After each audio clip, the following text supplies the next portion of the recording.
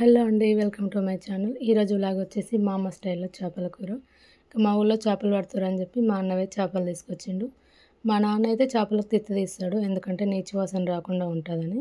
అయితే మా అన్న 2 చేపలు తీసుకొచ్చిండు. ఒక చేపలో మాకు శని వెళ్ళింది. ఇంత శని వెళ్తుందని అస్సలు ఎక్స్పెక్ట్ చేయలేదు. ఈ శనిని ఎట్లా ఫ్రై చేస్తారో నేను ఆల్రెడీ ఒక వీడియో పోస్ట్ చేసిన, చూడని వాళ్ళు ఉంటే చూసేయండి. ఇక మా నాన్న చిన్న చిన్న ముక్కలో కట్ చేసి మంచిగా నీట్గా కడిగి పెట్టిండు.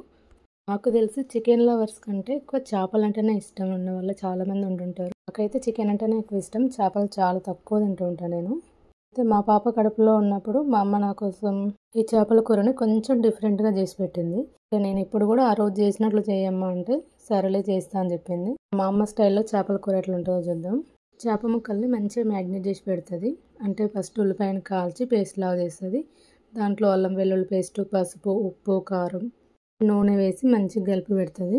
దాంట్లో మనం ముందుగా ప్రిపేర్ చేసి పెట్టుకున్న చింతపండు రసం వేసుకోవాలి. చింతపండు రసం మనం చూసి వేసుకోవాలి. వాటర్ కంటెస్టెన్సీ ఎక్కువ అయిపోయింది అనుకోండి, మరీ పల్చగా అయిపోద్ది. ఇక చేపల పులుసు అనేది టేస్ట్ ఉండదు. దాంట్లోనే జీలకర్ర మెంతుల పిండి, ధనియా పౌడర్ వేసి బాగా కలిపెట్టుకోవాలి. ఇక ప్రాసెస్ అంతా అయిపోగానే ఇంక ఇది వేసి గ్యాస్ పైన పెట్టుకోవడమే. ఇక పులుసు మరిగేటప్పుడు దీంట్లో ఎక్స్ట్రా యాడ్ చేసుకునేది ఏమి ఉండదు, ఒక ఉప్పు మాత్రం టేస్ట్ చూసి వేసుకోవడం. పులుసు మరిగేటప్పుడు సేమ్ ఫిష్ కర్రీ ఎట్లా ఉంటుందో అట్లే ఉంటుంది, ఎందుకంటే మ్యాగ్నేట్ చేసి పెట్టినాం కదా. టేస్ట్ మాత్రం చాలా బాగుంటుంది. ఇంకా పీసెస్ అయితే ఉప్పు కారం మంచిగా బట్టి మస్తు టేస్ట్ అనిపిస్తాయి. ఇది కూడా ఒకసారి ఎట్లా ట్రై చేసి చూడండి. Thanks for watching.